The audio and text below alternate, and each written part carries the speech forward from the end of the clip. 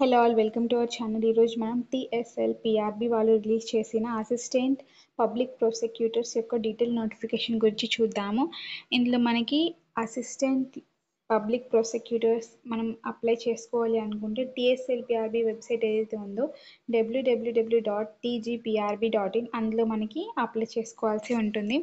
Total number of vacancy వచ్చేసి 118 and scale pay వచ్చేసి 54,220 rupees to 1,33,630 rupees ఉంది. And eligibility conditions అవన్నీ కూడా మనకి పారా నెంబర్ 11లో ఇచ్చారు. ఓకే, అండ్ పారా నెంబర్ 4లో కూడా ఉంది ఎగ్జామినేషన్ యొక్క జనరల్ ఇన్స్ట్రక్షన్స్ అనేటివి.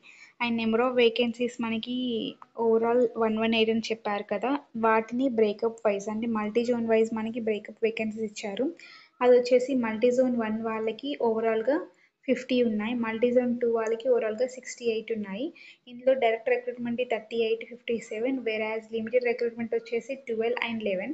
సో ఓవరాల్గా కలిపితే మనకి 118 నెంబర్ ఆఫ్ వేకెన్సీస్ ఉన్నాయి, both multi zone 1 and multi zone 2 కలిపితే. నెక్స్ట్ బ్యాక్లాగ్ పోస్ట్స్ అవన్నీ కూడా మనకి ఇందులోనే కంబైన్ చేశారనమాట. నెక్స్ట్ వచ్చేసి కేటగిరీ వైజ్ బ్రేకప్ వేకెన్సీస్ చూస్తే మనకి మల్టీ జోన్ 1, మల్టీ జోన్ 2 రెండు వాళ్ళకి కూడా ఓసీ, డబ్ల్యూఎస్, స్పోర్ట్స్ పర్సన్స్కి, బీసీకి, ఎస్సీకి, ఎస్టీకి వాళ్ళందరికీ కూడా మనకి నెంబర్ ఆఫ్ వేకెన్సీస్ అంటే బ్రేకప్ వేకెన్సీస్ మనకి ఇక్కడ ఇవ్వడం జరిగింది డీటెయిల్గా. ఇది ఒకటి చూసుకోవచ్చు. నెక్స్ట్ వచ్చేసి జనరల్ ఇన్స్ట్రక్షన్స్ ఇచ్చారు, you can go through this.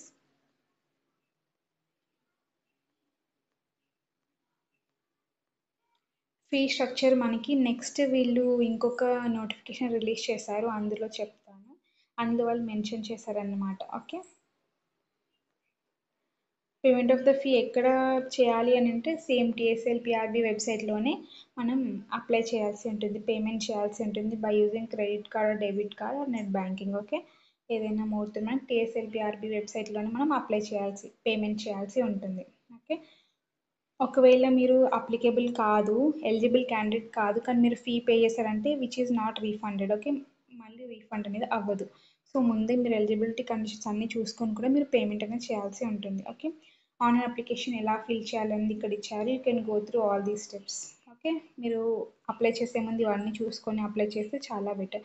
Like signature యొక్క కేబీ ఎంత ఉండాలి, సైజ్ ఎంత ఉండాలి, డైమెన్షన్స్ ఎంత ఉండాలి, ఫోటో యొక్క కేబీ ఎంత ఉండాలి, అదంతా మనకి ఇక్కడ ఇవ్వడం జరిగింది, you can go through that. Okay, next వచ్చేసి అప్లోడింగ్ ఆఫ్ డాక్యుమెంట్స్, మనకి ఏమేమి డాక్యుమెంట్స్ అప్లోడ్ చేయాలి కూడా ఇచ్చారు. ఏంటి, మెట్రికులేషన్ సర్టిఫికేట్, అన్ని సర్టిఫికేట్ ఎడ్యుకేషన్వి, and next education certificate issued by the bar council వాళ్ళు ఇచ్చింది, లైక్ అడ్వకేట్ లాగా ఎన్రోల్మెంట్ అయినట్టు.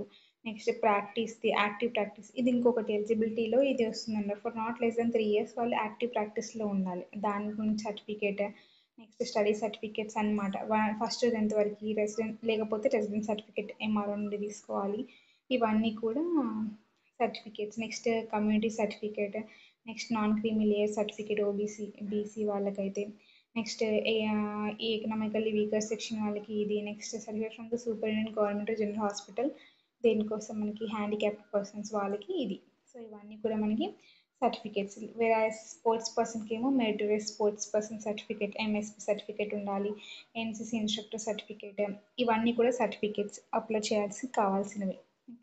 ఎస్సీ కమ్యూనిటీ సర్టిఫికేట్ అయితే ఉందో it should be issued before 14th April 2025. Okay, without ఇట్లా ఉంటే అది కన్సిడర్ చేయరు అనమాట. అంటే ఎస్సీ సబ్ క్లాసిఫికేషన్ నాకు వచ్చేది కదా, అది దానికన్నా ముందు ఇష్యూ చేసి ఉంటే దాన్ని కన్సిడర్ చేయరంట. సో దాని తర్వాత మనం తీసుకొని ఉండాలి. ఓకే, ఇంకొకటి నాన్ క్రిమినల్ సర్టిఫికేట్ కూడా మీరు సబ్మిట్ చేయాల్సి ఉంటుంది, అక్కడ సబ్మిట్ చేయకపోతే మీరు ఓపెన్ కాంపిటీషన్లోకి వెళ్ళిపోతారు.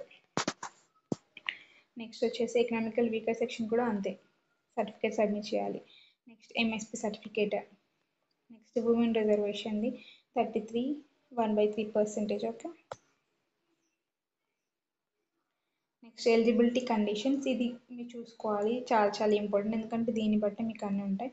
నెక్స్ట్ ఏజ్ లిమిట్ వచ్చేసి మీరు must not have attained the age of 34 years as on 1st July 2025. అంటే 34 years అనేది అప్పర్ ఏజ్ అనమాట. ఓకే, రిలాక్సేషన్ ఇచ్చారు మనకి, గవర్నమెంట్ ఎంప్లాయీస్ వాళ్ళందరికీ 5 years, 5 years, ఎక్స్ సర్వీస్ మనకి 3 years, ఎన్సీసీ వాళ్ళకి 3 years, ఎస్సీ ఎస్టీ బీసీ అని it is 5 years, and handicap వాళ్ళకి 10 years. ఇవన్నీ కూడా మనకి ఏజ్ రిలాక్సేషన్ అనమాట. డేట్ ఆఫ్ బర్త్ అది as per secondary school certificate matriculation certificate ప్రకారం ఉంటుంది డేట్ ఆఫ్ బర్త్ అనేది. నెక్స్ట్ మినిమం ఎడ్యుకేషన్ క్వాలిఫికేషన్ వచ్చేసి bachelors degree in any subject along with bachelors degree in law, LLB or BL award by the any university in India. Okay, ఇది ఒకటి చూసుకోండి. Next experience వచ్చేసి must have active practice as an advocate for not less than 3 years in criminal courts in the Telangana state.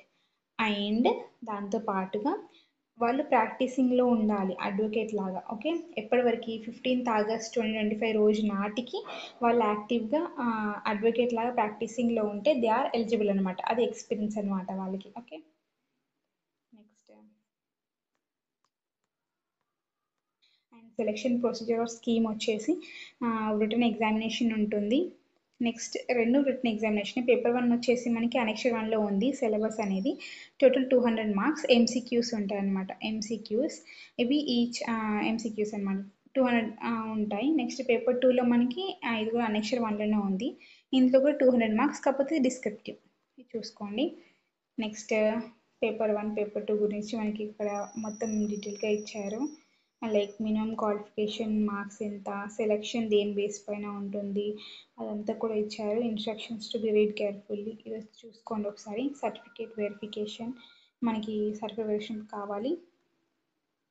Next local క్యాండిడేట్స్ది multi zone 1లో zone 1, zone 2, zone 3, zone 4 వస్తుంది. Whereas multi zone 2లో zone 4, zone 6, zone 7 వస్తుంది. అవన్నీ ఏంటి districts వస్తున్నాయి, you can go through that.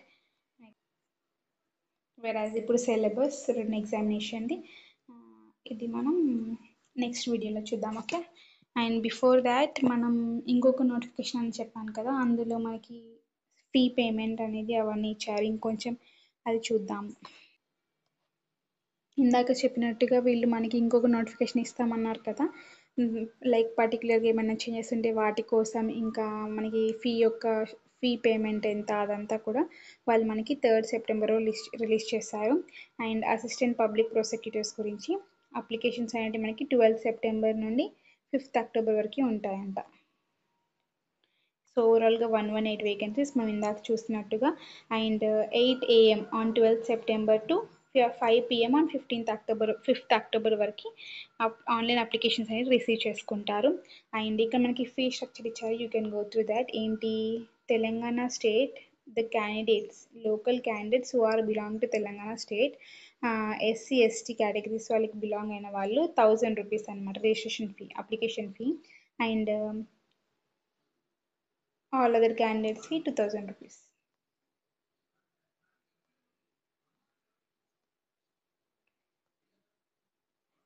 And మనకి ఇక్కడ